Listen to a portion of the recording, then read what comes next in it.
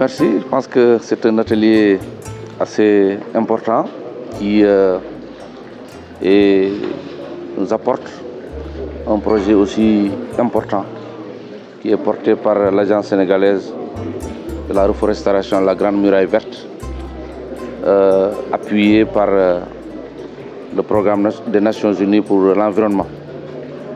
C'est un atelier qui est destiné à lancer l'ARIM, qui est un projet de restauration des paysages et également accompagner les communautés pour la restauration de leur cadre de vie. Donc nous savons que Saint-Louis est une zone, le département de Saint-Louis particulièrement, est une zone qui est très sensible au changement climatique parce que nous sommes à côté de la mer, bien entendu, mais également nous sommes au niveau du continent, nous sommes en plein Sahel. Donc tout ça fait que la plupart de nos écosystèmes sont assez dégradés. Donc nous accueillons avec beaucoup de bonheur, avec beaucoup de plaisir ce projet qui est destiné à restaurer les écosystèmes. Justement, nous sommes en pleine préparation. Donc, comme je l'ai dit tout à l'heure, je vais tout de suite en réunion pour la préparation de la journée de l'arbre. Nous avons l'insigne honneur d'accueillir dans le département de Saint-Louis, donc d'accueillir tout le Sénégal pour la journée de l'arbre 2025. Je rappelle que la zone de Raou est entourée d'une forêt classée, même si ça n'y ressemble pas. C'est pourquoi d'ailleurs nous remercions l'Agence sénégalaise pour la reforestation pour nous accompagner à rendre nos forêts leur lustre d'antan.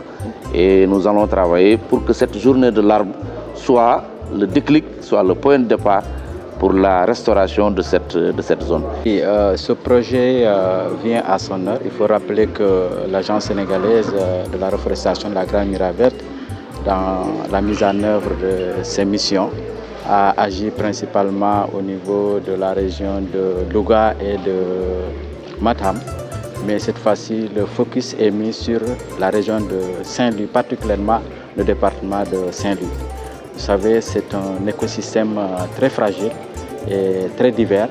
Et nous pensons qu'à partir de ce projet-là, nous pouvons restaurer les écosystèmes, que ce soit des écosystèmes forestiers ou des écosystèmes, des agrosystèmes, pour le bénéfice des communautés. La plupart de notre pays plutôt, nous avons des terres dégradées.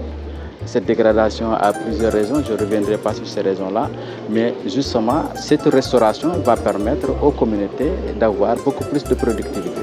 Alors, oui, comme je l'ai dit, je dois rappeler que nous travaillons en parfaite synergie avec la direction des eaux et forêts et qui, eaux et forêts, connaît les missions régaliennes de cette structure-là.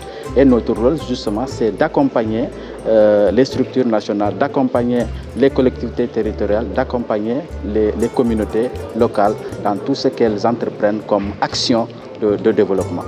Le projet intervient dans la commune où, justement, on doit célébrer de façon officielle la journée nationale de l'arbre et cela augure quand même de bonnes perspectives, surtout dans le cadre du suivi de ce qui sera reboisé lors de cette journée-là. Parce que ce qui est important dans la reconstitution de nos écosystèmes, c'est bien sûr le reboisement, mais surtout le suivi. Et c'est pourquoi nous comptons beaucoup sur les collectivités territoriales pour travailler en synergie pour un meilleur suivi de nos actions de plantation.